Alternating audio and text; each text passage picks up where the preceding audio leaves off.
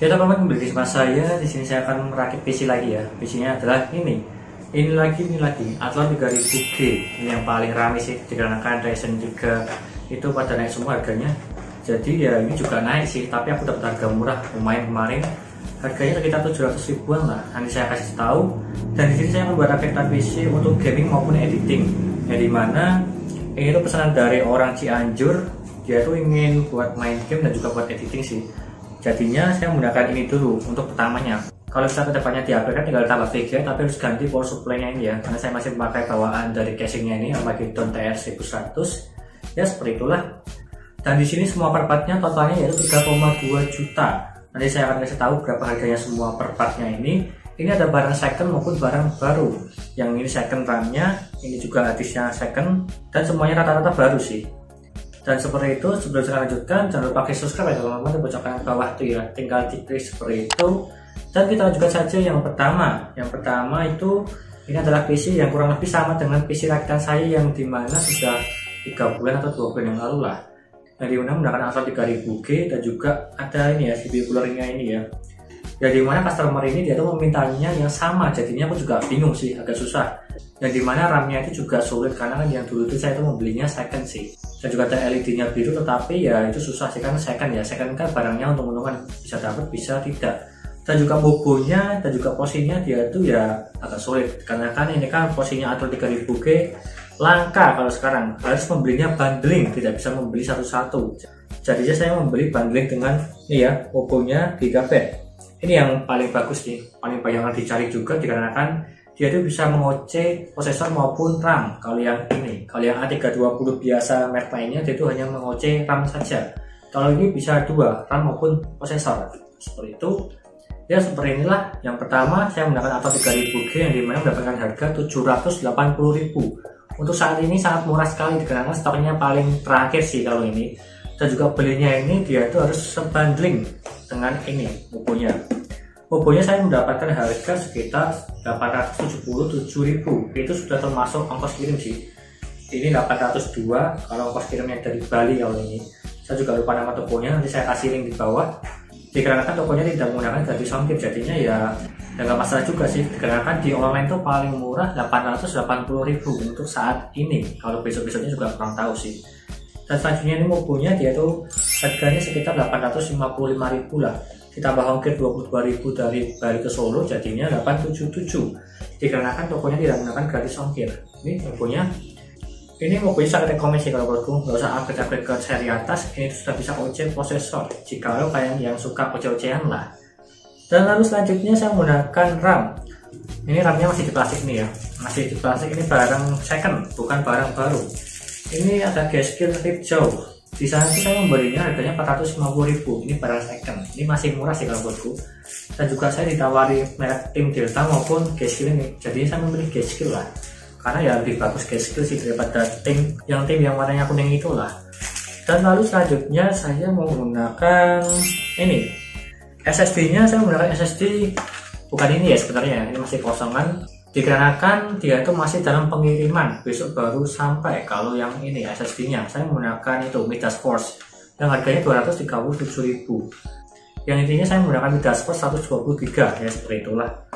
Dan lalu selanjutnya saya menggunakan harddisk 500 GB. Ini second ya, second rekondisi. Ini harganya sekitar 135.000 kalau nggak salah ya, 135.500 GB. Kalau kalian ragu silahkan cari yang baru. Kalau ragu, kalau ingin murah ya silahkan cari ini sih. Ya dikarenakan saya itu juga membeli kayak gini banyak sih, masih aman sampai sekarang, tidak pernah rusak. Dan selanjutnya saya menggunakan ini ya, CPU cooler ID Cooling. Harganya masih sama 130.000, SE902SD. Ini juga sudah pernah saya review sih di video sebelum saya. Kualitasnya juga bagus kalau menurutku jika dibandingkan dengan stok coolernya dari AMD-nya ini atau Athlon-nya ini. Ini rekomend bagi kalian yang harganya 100 ribuan ke atas, di bawah 150 ribuan lah. Seperti itu tanpa ada RGB ya kalau yang ini ya, jadi coolingnya. Lalu selanjutnya saya menggunakan casing ini ya, TR1100 yang dimana dia itu hampir sama dengan Infineon 1000. Kalau yang Infineon 1000 itu katanya sudah discontinue dan diganti dengan ini TR1100. Ini sudah free 3 fan dan juga sudah free power supply. Power supply-nya ini ya. Kenapa saya tidak menggunakan power supply tambahan yang bagus? Dikarenakan untuk menghemat budget dan juga menggunakan ini saja sih, kalau ini sangat cukup sekali sih kalau menurutku. Gak usah pakai yang bagus-bagus, sangat cukup, kecuali kalau kalian menambah VGA baru atau VGA yang dimana dia tuh mempunyai konsumsi di atas 100 maupun di atas 80 lah. Silahkan ganti power supply-nya, jangan memakai power supply ini. Ini tinggal dijual atau tukar tambah dengan power supply yang bagus lah. Dan ini casingnya sudah free 3 fan. 3 fan-nya ini berwarna biru ya, meskipun di kardus berwarna RGB, tetapi yang asli berwarna biru, sama seperti Infineon 1000. Ya seperti itulah. Di bagian depan ada tempered glass, di bagian samping juga ada tempered glass. Ini ada power supply covernya juga di bagian tengah-tengahnya bawah ini. Saya juga suka sih kalau ini. Dan juga kelihatan di bagian sampingnya. Ini harganya 535.000 ini casingnya ini. Yang dimana saya membeli di daerah saya sendiri. Kalau membeli online paling 500 ribuan lebih dikit lah. Ya hampir sama lah. Ya daripada dikirim nanti ongkirnya sangat besar, jadinya harganya 700 ribuan. Mending beli di daerah kalian sendiri-sendiri untuk casing ya, terutama casing itu. Dan totalnya semua ini ya 3,210.000, 3.210.000. Tapi itu masih belum termasuk fee ya. Kalau fee dari saya kan cuma 250.000, sudah saya free lisensi Windows 10 kalau saya seperti itu ya. Tapi ini totalnya semua. Jika kalian ingin membeli sendiri, kepada 3,210.000. Tetapi juga susah sih untuk mendapatkan ininya yang harga murah, karena ya sangat ya goib lah kalau inilah sekarang lah. Seperti itu, ini adalah PC untuk gaming maupun editing, tapi kebanyakan buat editing sih kata customernya. Jadi yang terakhir ini masih ada satu lagi ya, fan RGB. Ini adalah Aerocool Frost 12 cm RGB di bagian tengahnya. Tapi ini nggak terlalu cerah banget ya, cuma agak gelap-gelap sedikit lah. Ini saya pasang di bagian belakang sini buat keluar udara lah. Yang 1, 2, 3 dia tuh masuk, kalau yang belakang dia tuh keluar. Seperti itu, buat tambah-tambahan supaya lebih untuk estetika lah, seperti itu. Dan kita akan mulai untuk merakitnya sekarang.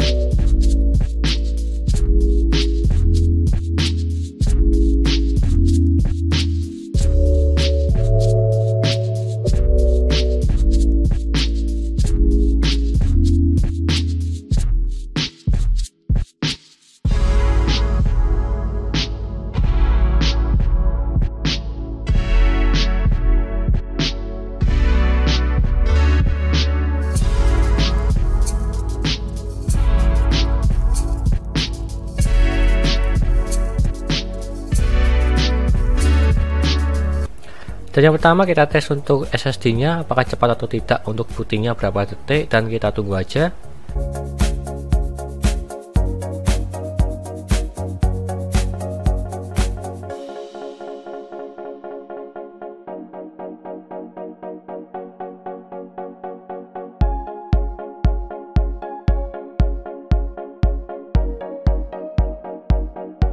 Dan akhirnya dia mendapatkan 23 detik. Dari booting saya pencet tombol powernya sampai ke Windows langsung, ke desktop lah.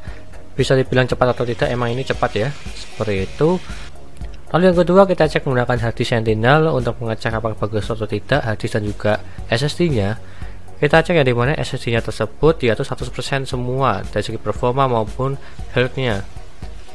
Tetapi yang menjadi kendala yaitu di bagian suhunya. Suhunya itu 44 derajat.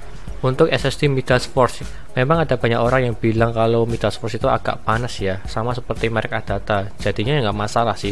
Yang penting nanti kita cek untuk kecepatannya apakah bagus atau tidak. Kalau di atas 40 derajat dia tuh kuning ya warnanya ya, seperti yang ada di gambar tersebut. Kalau yang ini juga kuning sih. Kalau merah paling 50-an lah. Lalu kita cek harddisknya, dia tuh 100% semua, suhu normal, performa bagus, dan kesehatannya juga bagus. Selanjutnya kita cek menggunakan Crystal Disk Mark, yang dimana kita cek SSD-nya berapa kecepatannya. Ini kita menggunakan yang serinya 6 ya. Dan kita cek aja langsung.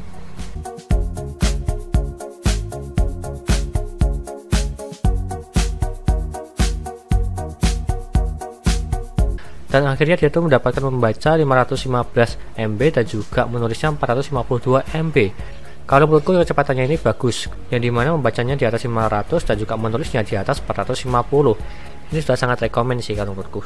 Tetapi dari segi suhunya dia itu 44 derajat. Ini yang jadi kendala suhunya sih.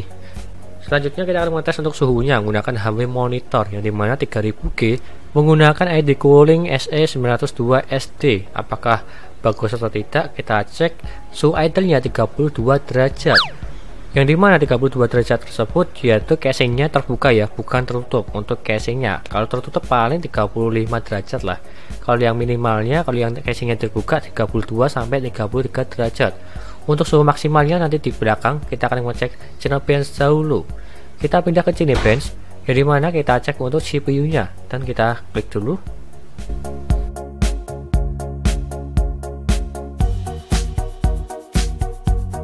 Dan hasilnya yaitu 380 CP. Ya standarnya 3000G lah. Dan selanjutnya kita cek menggunakan OpenGL.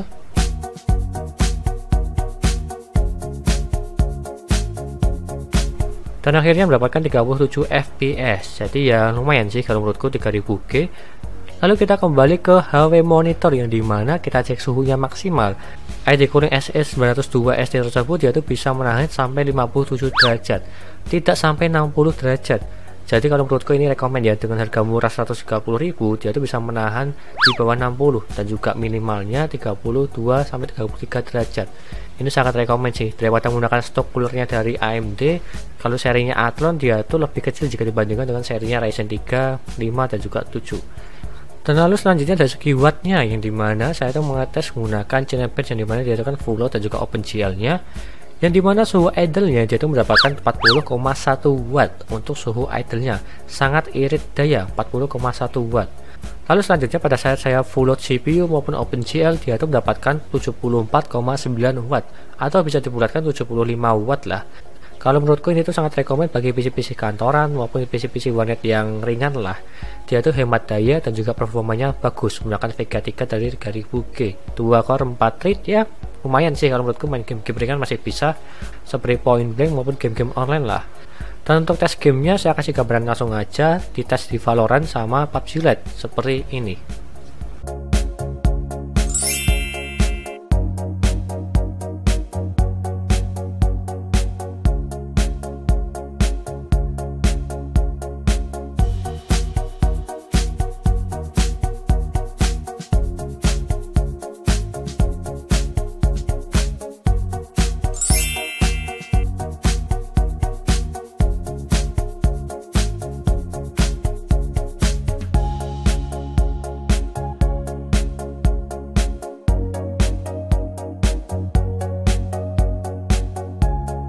Dan seperti itu aja PC-nya, totalnya yaitu 3,210.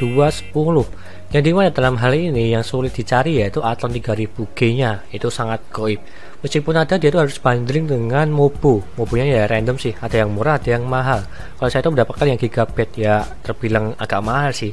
Sedangkan saya itu dulu ingin mencari yang ASRock A320M yang biasa, biar bisa menghemat budget 100.000 lah kalau dibandingkan dengan Gigabyte. Dan semuanya saya akan kasih link di bawah ya untuk barang-barangnya ini, silahkan Anda beli sendiri. Itu sebenarnya updatean pada tanggal pertengahan Desember sih ini. Silahkan beli aja atau sebagai referensi bagi kalian yang ingin membeli spek yang seperti ini untuk 3000G lah. Seperti itu, sekian dari saya. Terima kasih sudah menonton dan juga jangan lupa like dan subscribe. Dan nantikan video lainnya mengenai rakit PC Intel maupun AMD gaming maupun editing, dan juga jangan lupa share ke teman-teman kalian yang ingin rakit PC. Dan terima kasih sudah menonton.